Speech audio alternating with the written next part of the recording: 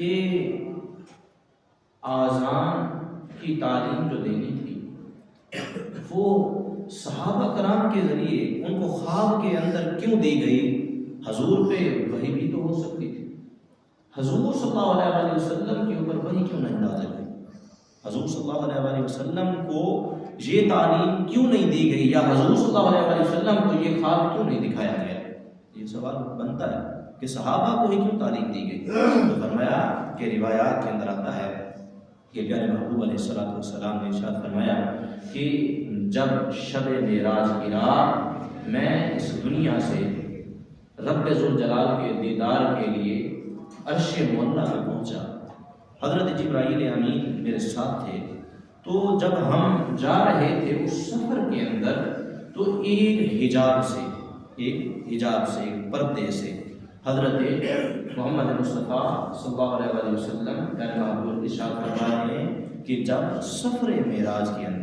معراج کے سفر میں حضرت جبرائیل امین میرے ساتھ تھے، میں جب رب ذوالجلال کا دیدار کرنے کے لیے جو ہے رب کے دربار میں جا رہا تھا، تو اس وقت جو ہے کہ جب میں اس آسمان پہ پہنچا جو عرش معلیٰ کے ساتھ عرش کے ساتھ ملا ہوا ہے، تو فرمایا ایک حجاب سے ایک بندہ جو ہے وہ ظاہر ہوا، ایک فرشتہ جو ہے وہ ظاہر ہوا انسانی روح کے اندر۔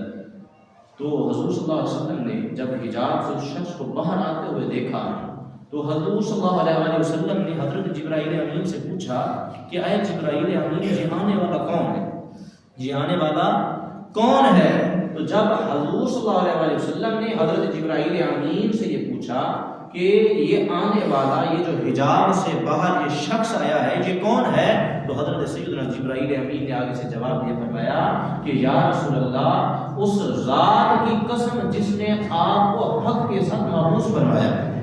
جس نے آپ کو حق کے ساتھ بھیجا، یا رسول اللہ اس وقت سے پہلے جتنی بھی میری عمر ہے، میں نے اپنی پوری زندگی کے اندر اس فرشتے کو کبھی بھی نہیں دیکھا، آج آپ کے ساتھ دیکھ رہا ہوں،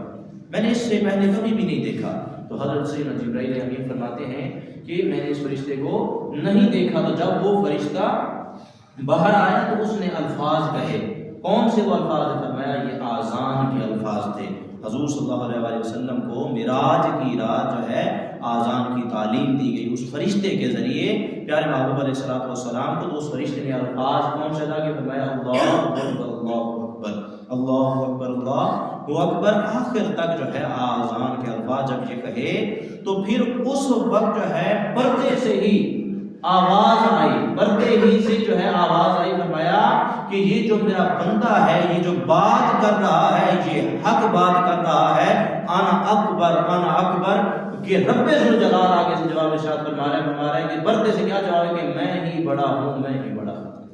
کہ یہ جو بات بتائی جا رہی ہے وہ میری ہی ذات کی ہے، میں ہی سب سے اعلیٰ ذات ہوں، میں ہی سب سے بڑا ہوں۔ رب ذوالجلال نے جو ہے وہاں پہ یہ اقرار فرمایا، رب ذوالجلال نے پردے سے جو ہے یہ الفاظ جو ہے اپنی شان کے مطابق جو ہے ارشاد فرمائے۔ تو فرمایا کہ اس وقت معراج کی رات پیارے محبوب علیہ السلام کو جو ہے آذان کی تعلیم دی گئی، لیکن جب پیارے محبوب علیہ السلام اس کائنات کے اندر تشریف فرما ہو چکے، پیارے محبوب علیہ السلام جب اب مدینہ منورہ کے اندر آ گئے، صحابہ کرام رضوان اللہ تعالیٰ علیہم اجمعین کی تعداد میں اضافہ ہونے لگا، اور جب یہ ضرورت پیش آئی کہ نمازیوں کو اکٹھا کرنے کے لیے ان الفاظ کو بولا جائے، کون سی ایسی چیز ہو تاکہ لوگ اس کو سن کر جو ہے وہ اللہ کے گھر میں حاضر ہو جائیں، نماز کے لیے حاضر ہو جائیں، تو فرمایا کہ پیارے محبوب علیہ السلام جو ہے جب منبر پہ تشریف لائے کہ لوگوں کو بتائیں کہ کس طرح سے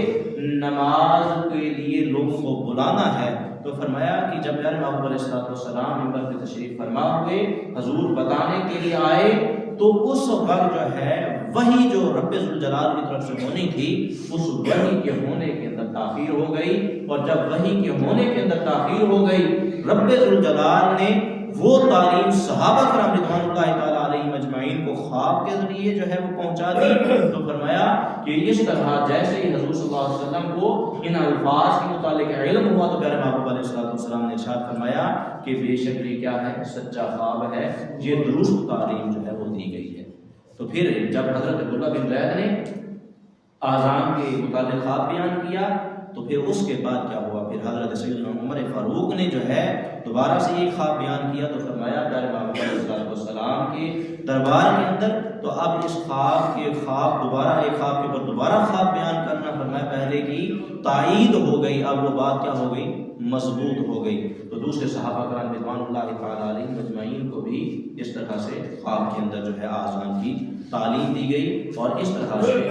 لوگوں کو نماز کے لیے جو ہے بلانے کے لیے جو چیز اسلام کے اندر ایجاد ہوئی وہ کیا تھی؟ وہ آذان تھی۔ آذان کے